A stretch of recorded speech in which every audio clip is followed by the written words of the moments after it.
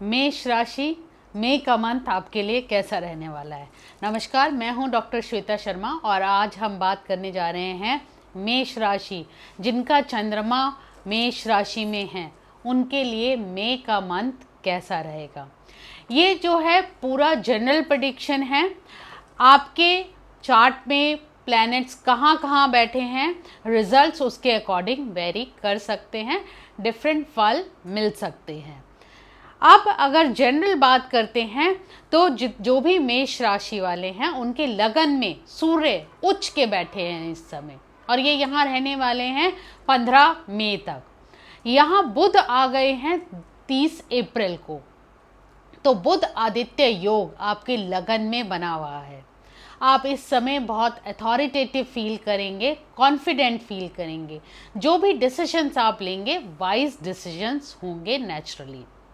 इस समय थोड़ा सा आपको फाइनेंशियल डिसीजंस जो हैं वो सोच समझ के लेने होंगे। कोई भी डिसीजन अचानक से, इम्पल्स पे या जल्दबाजी में फाइनेंस से रिलेटेड कोई भी डिसीजन मैं आपको एडवाइस करूंगी कि इस समय अवॉइड करें। यहाँ शुक्र अगर आप देखोगे तो अपनी ही राशि में कुटुंब स्थान में बैठे हैं, आपके स्पीच के हाउस में बैठे हुए हैं, आपके खाने के हाउस में बैठे हुए हैं। तो अगर हम कहेंगे इस समय आप इन सारी चीज़ों से रिलेटेड आपका अच्छा टाइम चल रहा है, जहाँ पे आप अच्छा खाना एंजॉय कर रहे हैं, अपनी फैमिली के साथ आप एक अच्छा टाइम इस समय ज़रूर स्पेंड कर रहे हैं।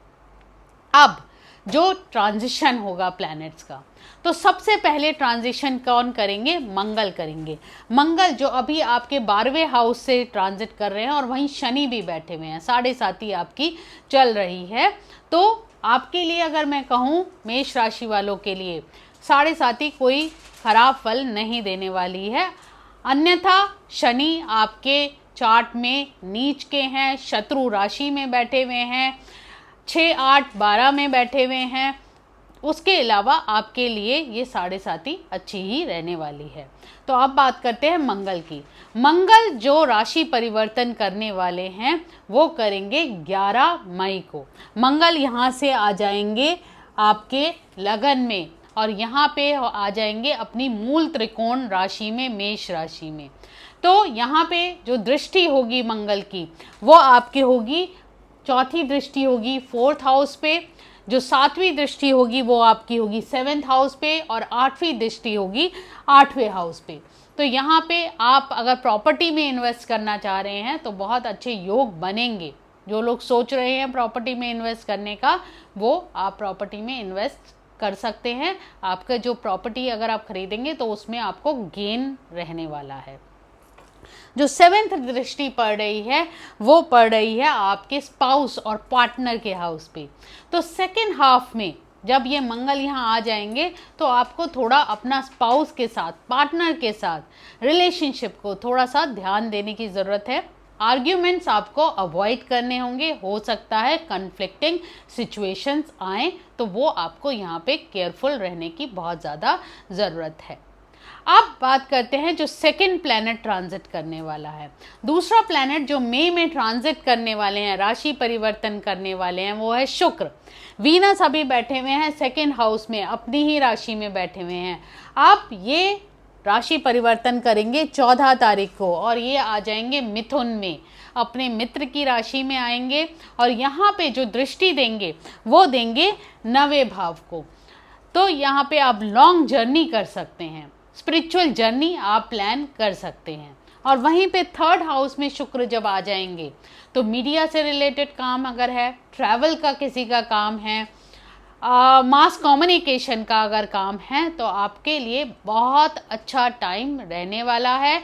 आप प्रॉफिट्स अर्न करने वाले हैं इस टाइम में।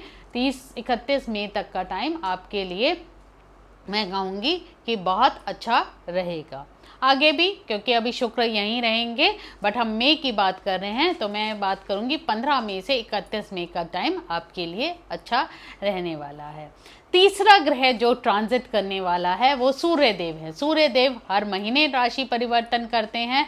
15 मई को सूर्य अपने उच्च के स्थान से होके यहाँ पे आ जाएंगे वृषभ में।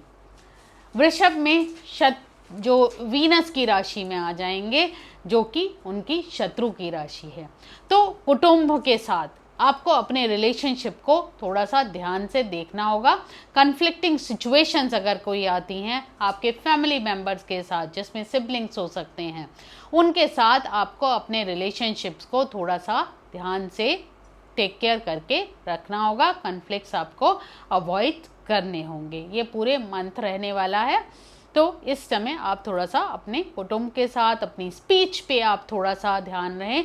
कहीं पे भी रूड नहीं आपको होना है। हो सकता है यहाँ पे आपकी जो स्पीच है, वाणी है, वो थोड़ी कठोर हो जाए, वो आपको थोड़ा सा अवॉइड करना होगा।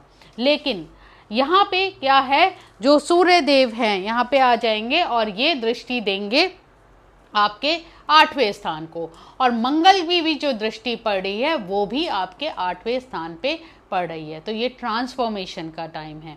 इस समय थोड़ा मेडिटेशन, चाहे वो स्टूडेंट्स भी हों, स्टूडेंट्स को भी सक्सेस तभी मिलेगी, या जो प्रोफेशनल्स हैं, होम मेकर्स हैं, सभी को मैं कहूँगी थोड़ा टाइम अपने लिए निकालें।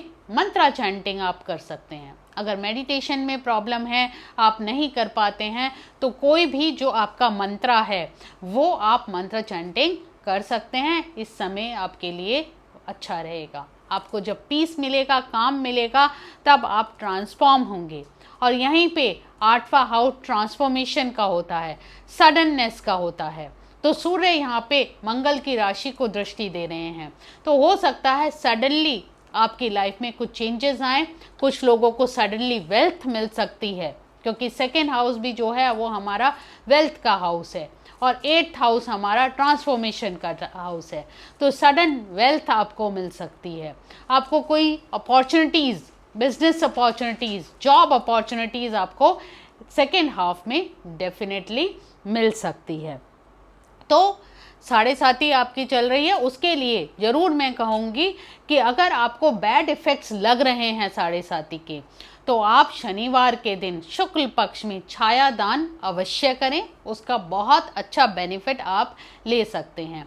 पीपल के पेड़ के नीचे आप शनिवार को तेल का दिया, उसमें थोड़े से तिल डाल के अगर वो जलाएंगे और वहीं बैठ के अगर हो सके हनुमान चालीसा का जप करेंगे, तो आपके लिए 7.5 स्मूथली निकल जाएगी, आपको पता भी नहीं चलेगा। लेकिन हाँ, डेफिनेटली इस समय हर मेष राशि वाले को, जिसकी भी मेष राशि है, आपके अगर शनि अच्छे हैं तो बहुत अच्छी बात है, और अगर थोड़ा अच्छा फल नहीं दे रहे हैं, सभी को इस समय मेडिटेशन करना बहुत ज़रूरी है। थोड़ा सा मंत्र जाप करें, चैरिटी अगर आप करेंगे तो आपके लिए डेफिनेटली अच्छा रहेगा ये 7.5 का पीरियड। अगर अच्छा लगा हो वीडियो, लाइक करना, शेयर करना और सब्सक्राइब करना। ओम श्री मां।